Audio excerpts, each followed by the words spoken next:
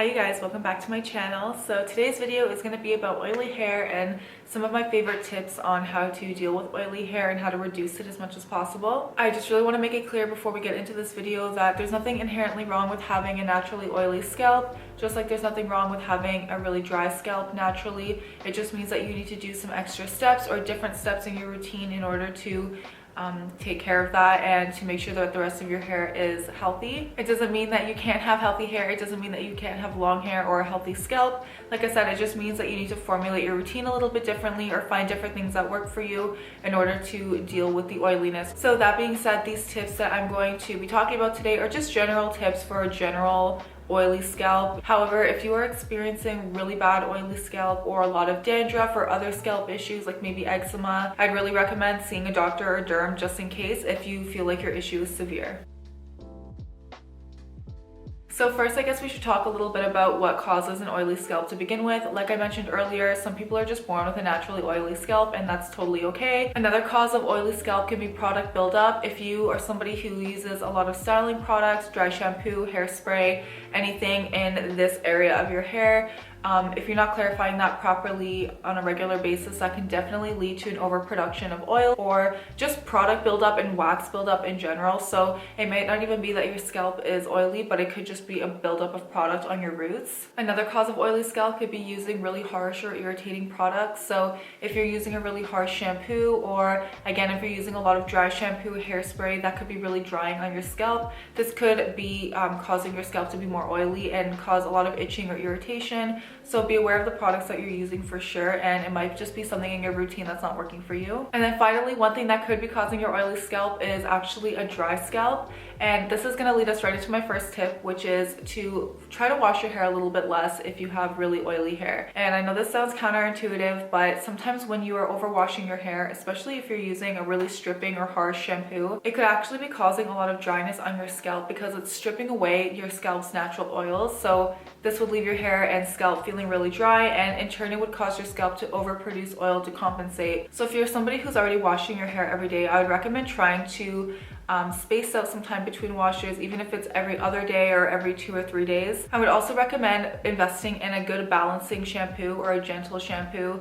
My favorite is the balancing shampoo from the Hair Routine. This one is super gentle, it's sulfate free and silicone free. It doesn't lather too much, but it does clean my hair, and it doesn't leave my hair feeling stripped or dry or leave my scalp feeling irritated. So really just look for any shampoo that's sulfate free, gentle, balancing. I would try to avoid things that have a lot of synthetic fragrance because the perfumes themselves can be very drying, and even some essential oils. So if you're sensitive to essential oils, I would go for a completely fragrance free, like unscented product to use on your hair. On the other hand, the issue might be that you're not washing your hair enough, and I know that's kind of confusing, but it really depends on your hair type and the cause of your oily scalp. For example, if you are using a lot of product on your hair, if you use dry shampoo very frequently, or you just naturally have a really oily scalp, you might need to wash your hair more. I know washing your hair every day is like illegal in the hair world, but if you do need to wash your hair every day, that's totally fine. Just make sure that you are using a very gentle shampoo and that you are taking care of your length and ends properly. So that means doing your hair masks, making sure that you're conditioning well,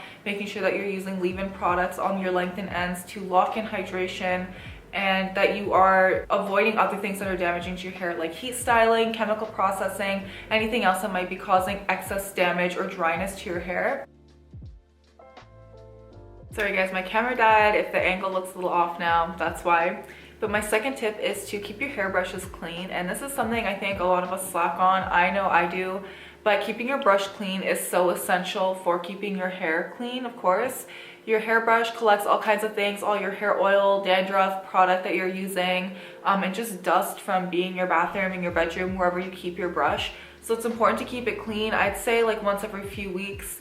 Really depends on your hair type and how crazy your brushes get. I try to do it once a month. Like I said, I really suck at doing this. I also have like 3 or 4 brushes, so I just kind of like alternate depending on which ones look less like shit, but really cleaning your brushes is super important. If you guys would like me to film a video on how I clean my brushes, I'd be happy to do so. And using the right brush can also help to distribute those oils more evenly throughout your hair and help to reduce the look of oiliness. So I'd really recommend using either a wooden brush or a boar bristle brush or like a vegan boar bristle brush. I use the one from By Aram. It's like, it has regular bristles and the vegan boar bristles, which is really nice. It works really well for my hair, honestly, both for detangling and distributing my natural oils. And then you guys know I love my tech brushes, my wooden brushes. I've been using these for a few years now and they just work so well for me. But the wood helps to absorb your natural oils from your scalp and redistribute them throughout your hair. My third tip is to make sure that you are regularly exfoliating or clarifying your scalp, especially if you are using dry shampoo. If you do like to use dry shampoo, that's totally fine. I like to use it every once in a while, and I prefer to use the ones that aren't like in a spray can because it just eliminates the drying alcohols, which of course can cause dryness and produce more oil on your scalp too. So I recommend this one from Acton Acre. I've been using this one for a while and it's just a powder. It works really well for me. But if you are going to be using dry shampoo or hairspray or any type of styling product on your scalp, I'd really recommend clarifying or exfoliating regularly. I like to use the apple cider vinegar rinse to kind of balance my pH on my scalp and remove any buildup, but I also like to use this little scalp massager brush in the shower from Keratin Hair Care. I've talked about this before, but I use it every single time I wash my hair. It's really gentle and I just find that I get a deeper clean, and it also feels really good on my scalp. It's such a nice relaxing massage, so I'd recommend investing in something like that, or just using a clarifying shampoo every now and then. My favorite is the Briogeo Scalp Revival shampoo. It is a scrubby shampoo, so it feels really nice on the scalp and it helps to exfoliate any dead skin, oiliness, dandruff, anything like that, and it smells really good. So I don't use the shampoo obviously every single time, but I like to use it once a month or once every 2 weeks depending on the season, how my hair is feeling, etc. So as a rule of thumb, I'd say clarify your scalp maybe once every 2 weeks depending on how often you wash. If you wash more frequently, you might need to do it more frequently depending on, you know, the rest of your routine, what you're putting in your hair. But if you don't experience a lot of oiliness or buildup or anything, you could probably even do it like once a month and it would be fine. So again, your preferences and what feels best for you, but it's a really important step and it's not something I would recommend skipping.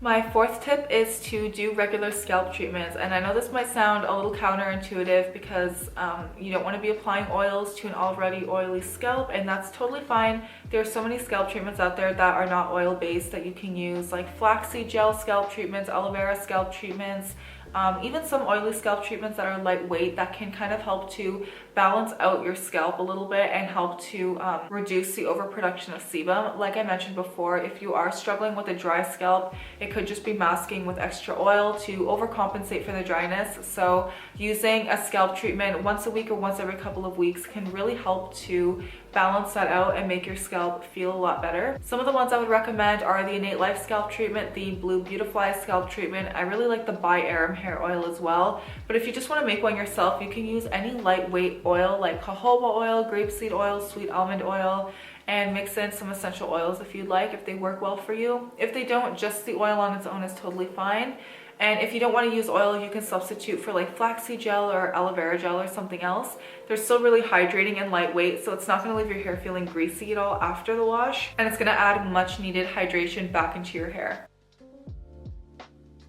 And then my fifth and final tip is to opt for lightweight products, especially products that you are leaving in your hair. And in a lot of these cases, less is more. So if you feel like the products that you're using are working for you, but you feel like it might be too much, maybe try to eliminate some of the products out of your routine or alternate them instead of using them all at once. Along with this tip, I would also recommend avoiding putting anything near your roots if it's not necessary. So that means leave-in products, oils, curl creams, anything like that that you normally would add to the ends and length of your hair after washing. Try to cut it off around the ear area. That way you're not adding extra product near your roots, especially right after a wash. It's going to help you to extend your wash days, and even if you're not trying to extend your wash days, it's going to help a lot with buildup. So I'd recommend just keeping leave-in products and styling products from the ears down. Again, if you do need to apply product up here, or if you like to apply product up there, that's okay too. Just make sure that you are clarifying and washing your hair enough to remove that buildup. This also goes for conditioner. In the shower, I would recommend keeping your conditioner from like the ears down. You don't really need to apply much conditioner up here, especially if you already have an oily scalp. Your natural oils are going to take care of that for you, so you don't need to be applying anything extra up here. So those are all my tips. There are tons of other oily hair tips out there as well, but this video would be way too long. So if you guys have any that have worked really well for you, feel free to leave them down below and help each other out. I learned so much from you guys as well, so I love to read through your tips and tricks. Like I mentioned in the beginning of the video, there's nothing wrong with having oily hair, but if you find that it's really an issue in your life or in your routine, I would recommend going to see a professional about it, because it could be a symptom of an underlying issue. Some people experience excess oiliness if their hormones are out of whack. It could be a nutritional thing. It could be related to stress or a medication you're on. So if this is abnormal for you and it's really bothering you, I'd recommend just going to talk to your doctor about it. It really can't do any harm. Thank you guys so much for watching this video. I hope you enjoyed it and found it helpful, and I will see you in the next one. Bye.